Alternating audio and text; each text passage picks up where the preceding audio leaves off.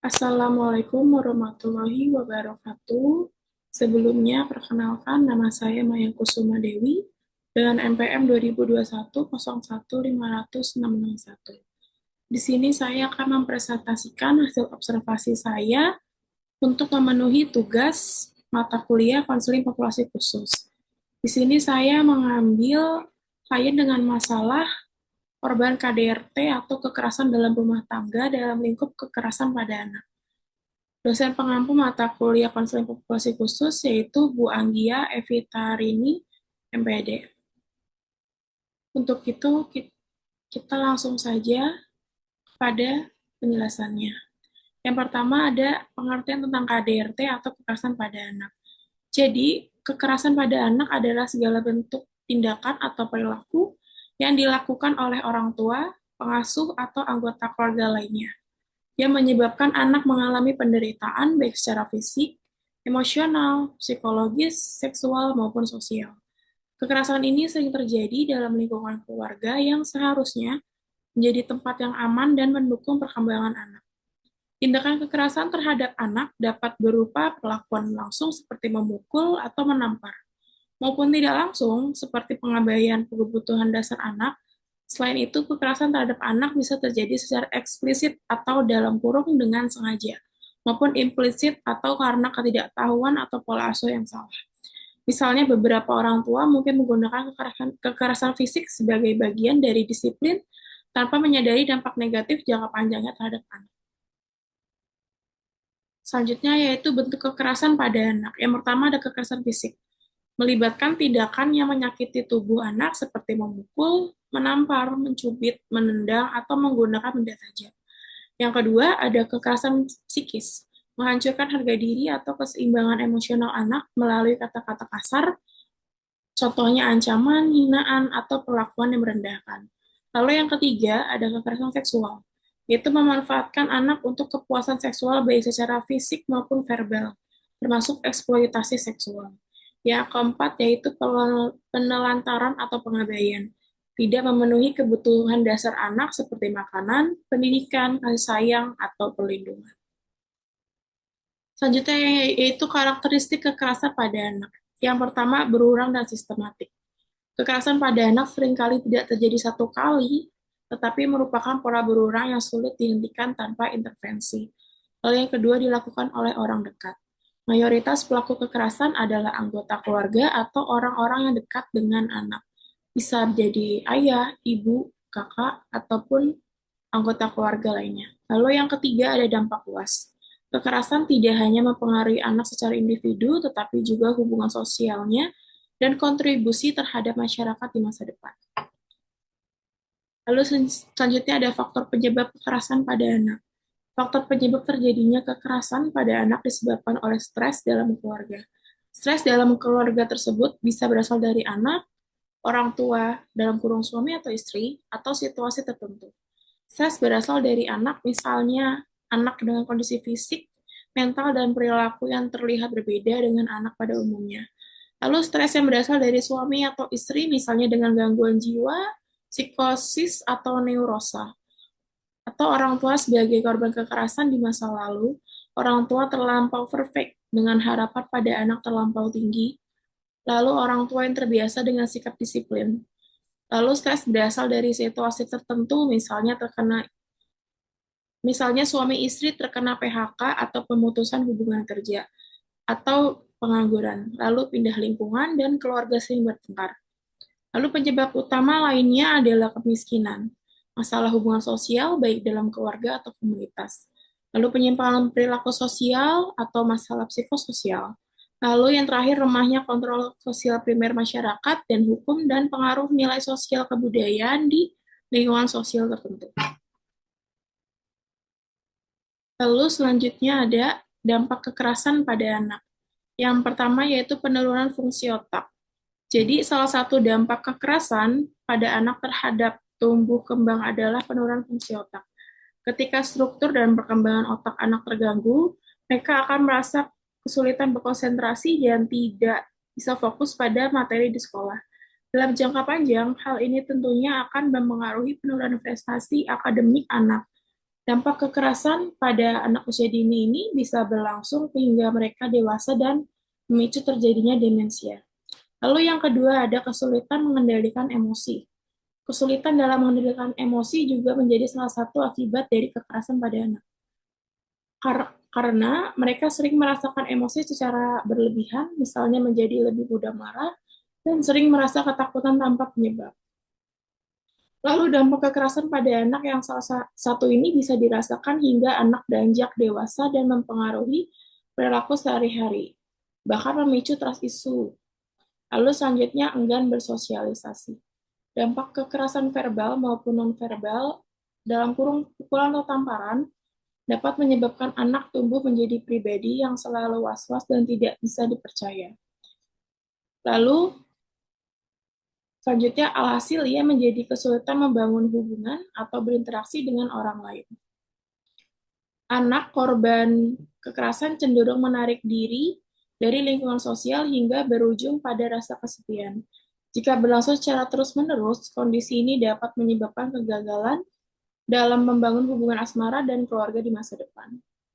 Lalu selanjutnya, anak mengalami gangguan mental. Dampak kekerasan pada anak yang dapat dilihat secara fisik adalah luka lebam akibat pukulan atau lemparan benda keras. Bahkan pada kasus yang berat, kekerasan pada anak dapat mengakibatkan kematian. Selain itu, anak korban kekerasan juga cenderung mencari berbagai cara untuk mengalihkan pikirannya. Tak jarang dari mereka memilih untuk mengonsumsi alkohol sebagai coping mechanism guna mengatasi rasa cemas. Selain itu, bentuk pelarian lain yang biasa dilakukan adalah dengan merokok dan penggunaan obat terlarang. Dampak berbahaya lainnya dari kekerasan pada anak juga dapat memunculkan keinginan untuk mengakhiri hidup atau bunuh diri, terutama jika tidak segera mendapatkan bantuan. Sementara itu, beberapa masalah kesehatan tubuh yang bisa dialami oleh anak korban kekerasan adalah asma, diabetes pada anak, stroke, dan penyakit jantung koroner. Lalu yang kelima ada mengalami gangguan mental.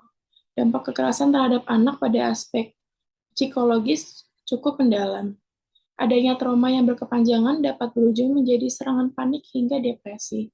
Hal ini juga bisa memicu timbulnya pikiran-pikiran serta perilaku negatif seperti penyalahgunaan alkohol, narkoba, hingga penyimpangan seksual. Lalu selanjutnya terdorong melakukan kekerasan.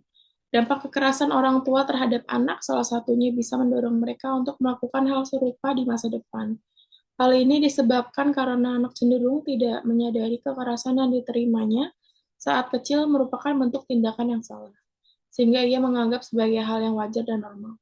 Semakin beranjak dewasa, anak tersebut tumbuh dengan mencontoh apa yang orang tuanya lakukan dan memiliki kecenderungan untuk melakukan tindak kekerasan yang serupa kepada anaknya di kemudian hari. Lalu selanjutnya ada profil klien. Di sini kita bisa melihat ada 3 bukti foto contoh saya melakukan konseling. Kebetulan klien adalah salah satu siswa di tempat saya melakukan PLP kemarin. Jadi klien saya bernama Mutia, usianya 15 tahun, jenis kelaminnya perempuan, lalu dia kelas 10 SMA, hobinya membaca buku dan olahraga, terutama basket. Lalu Mutia adalah anak kedua dari 3 bersaudara, lalu pekerjaan orang tuanya merupakan pedagang kecil. Lalu selanjutnya deskripsi keadaan klien. Saat pertama kali klien atau Mutia melakukan sesi konseling, Mutia menunjukkan tanda-tanda stres emosional akibat kekerasan fisik dan psikologis yang dialaminya di rumah. Saat di sekolah, klien atau Mutia pemurung, mudah menangis dan cenderung menghindari pembicaraan tentang keluarga. Hal ini juga bisa dilihat saat saya pertama kali melakukan sesi konseling, Mutia langsung menangis tanpa henti sampai sesi konseling berakhir. Itu berarti menunjukkan trauma yang memang sangat mendalam. Lalu kejadian tersebut mempengaruhi kondisi psikologis dan emosional klien yang dapat menghambat perkembangan sosial dan akademiknya di sekolah. Lalu selanjutnya ada deskripsi diri klien. Klien berada dalam kategori populasi khusus karena mengalami kekerasan dalam keluarganya, yaitu mendapatkan kekerasan dari ayahnya. Kehidupan keluarga yang penuh ketegangan, disertai kekerasan fisik yang diterima klien dari ayahnya, mempengaruhi perkembangan emosional dan psikologis klien. Selain itu, kesulitan dalam berinteraksi sosial dan kecemasan terkait masalah keluarga menjadikannya kelompok yang membutuhkan perhatian khusus dari pihak konseling atau guru BK di sekolah. Lalu selanjutnya ada diagnosis klien. Jadi inti permasalahan yang dialami Mutia saat ini yaitu yang pertama, Mutia mengalami kekerasan fisik dari ayahnya. Lalu kedua, Mutia mengalami gangguan emosi dalam kurung mudah menangis dan pemurung di sekolah. Lalu ketiga, Mutia mengalami trauma psikologis akibat kekerasan keluarganya. Lalu yang keempat, Mutia mengalami penurunan percaya diri akibat dari kekerasan yang dialami di rumah. Jadi menyebabkan Mutia tidak percaya diri saat di sekolah. Lalu yang kelima, Mutia mengalami isolasi sosial atau sulit membuka diri terhadap masalah keluarganya. Jadi Mutia cenderung menghindar ketika ditanyakan tentang masalah keluarganya atau membahas tentang keluarga di kelas. Lalu selanjutnya ada prognosis klien. Yang pertama, klien mengalami kekerasan fisik dari ayahnya. Untuk siang sekarang, klien merasa takut, tegang, dan tidak nyaman di rumah. Kondisi ini memicu kecemasan dan perasaan tidak aman yang berkepanjangan. Lalu yang akan datang jika kekerasan terus berlanjut, klien beresiko mengalami trauma berkepanjangan, gangguan perilaku, dan gangguan kesehatan mental seperti depresi atau gangguan stres pasca trauma atau PTSD. Lalu yang kedua ada klien mengalami gangguan emosi, mudah menangis, dan pemurung. Untuk saat ini, sekarang klien menjadi murung, lebih sering menangis ketika topik keluarga dibahas, dan sulit mengontrol emosinya. Lalu yang akan datang, jika Mutia tidak diatasi, gangguan emosi ini bisa berkembang menjadi depresi, kecemasan berlebih, atau ketidakmampuan mengelola stres dalam kehidupan sehari-hari. Lalu selanjutnya, Mutia mengalami trauma psikologis akibat kekerasan keluarganya. Untuk sekarang, klien menunjukkan gejala trauma seperti ketakutan berlebihan, merasa tidak berharga, dan menghindari percakapan tentang keluarganya.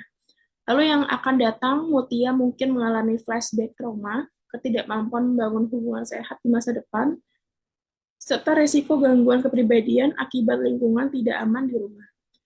Lalu yang keempat, Mutia mengalami penurunan percaya diri. Untuk sekarang, Mutia merasa ragu-ragu untuk mengekspresikan pendapat, sering menyalahkan diri sendiri, dan cenderung menarik diri dari lingkungan. Lalu yang akan datang, Mutia akan mengalami hambatan dalam pengembangan potensi diri, kesulitan dalam lingkungan sosial, dan ketidakmampuan mencapai target pendidikan atau karirnya di masa depan. Lalu yang kelima dan terakhir, Mutia mengalami isolasi sosial atau sulit membuka diri terhadap masalah keluarga. Untuk sekarang, Mutia cenderung menyendiri, menghindari interaksi yang mendalam, dan merasa kesepian karena sulit berbicara tentang masalah pribadinya. Lalu yang akan datang, isolasi sosial ini bisa menyebabkan Mutia kesulitan membangun dukungan emosional yang sehat, kehilangan teman, dan resiko gangguan mental seperti depresi berat atau gangguan kecemasan sosial. Lalu selanjutnya ada kelemahan dan kelebihan dan kelemahan klien. Yang pertama yaitu kelebihan, ada kemampuan untuk bertahan meskipun menghadapi tekanan dalam keluarganya. Lalu yang kedua ada potensi untuk berkembang jika mendapat dukungan dan bimbingan yang tepat. Lalu yang ketiga ada memiliki keinginan untuk melanjutkan pendidikan meskipun ada masalah keluarga yang berat. Lalu untuk kelemahannya, yang pertama ada mudah terpengaruh oleh emosi negatif, yang kedua kesulitan mengungkapkan perasaan atau berbicara tentang masalah keluarga, lalu yang ketiga ada mengalami kecemasan dan depresi ringan akibat kekerasan yang dialami. Lalu selanjutnya ada hambatan atau ancaman yang dihadapi Mutia atau klien. Yang pertama ada kekerasan keluarga. Ancaman kekerasan fisik yang masih berlanjut dari ayahnya, lalu stres emosional, perasaan takut dan cemas yang berhubungan dengan situasi keluarganya dapat menghambat kemampuan klien untuk berinteraksi sosial dan berprestasi di sekolah. Lalu keterbatasan dukungan keluarga. Ketidakstabilan dalam keluarga dapat memperburuk kondisi Mutia jika tidak ada intervensi atau pencegahan yang tepat. Lalu selanjutnya peluang yang diketahui dan dicoba oleh Mutia atau klien. Yang pertama, peluang untuk berkembang di sekolah. Klien masih dapat berkembang secara akademis jika diberikan dukungan yang memadai dari guru dan konselor. Lalu yang kedua ada peluang untuk mengakses layanan konseling. Klien dapat mencoba mengikuti sesi konseling di sekolah untuk mengatasi masalah emosional dan keluarga. Lalu ada layanan konseling yang dilakukan saat observasi. Yang pertama ada pendekatan kognitif perilaku atau CBT. Jadi pendekatan ini fokus pada mengubah pola pikir negatif dan mengembangkan perilaku yang lebih sehat. Lalu tujuannya yang pasti agar Mutia mampu berpikir lebih positif, mengurangi kecemasan, dan mulai membangun kepercayaan diri. Lalu yang kedua ada person centered therapy atau PCC. Jadi pendekatan ini berfokus pada membangun rasa aman, penerimaan, dan pemberdayaan klien. Tujuannya agar klien merasa didengar, lebih berani mengekspresikan diri, dan percaya bahwa ia mampu bangkit dari masalahnya. Lalu yang ketiga ada pendekatan behavior. Jadi pendekatan ini berfokus pada perubahan perilaku melalui teknik penguatan positif dan latihan perilaku baru. Tujuannya agar Mutia mampu mengembangkan kebiasaan baru yang lebih sehat dalam menghadapi masalah keluarga dan lingkungannya. Lalu selanjutnya ada evaluasi. Selama observasi berlangsung, konselor membantu klien dalam mengatasi dampak kekerasan fisik yang dialaminya, mengelola emosi negatif seperti kesedihan berlebih, dan membangun kembali kepercayaan dirinya. Lalu Mutia mulai memahami pentingnya mengenali dan mengelola emosinya, tetap berusaha fokus pada hal-hal positif untuk masa depannya, seperti pendidikan dan hubungan sosialnya. Mungkin itu saja yang dapat saya sampaikan atau paparkan dalam presentasi kali ini. Mohon maaf jika ada salah kata ataupun salah pengucapan pada presentasi saya pada kali ini. Mohon maaf sebesar-besarnya. Wassalamualaikum warahmatullahi wabarakatuh.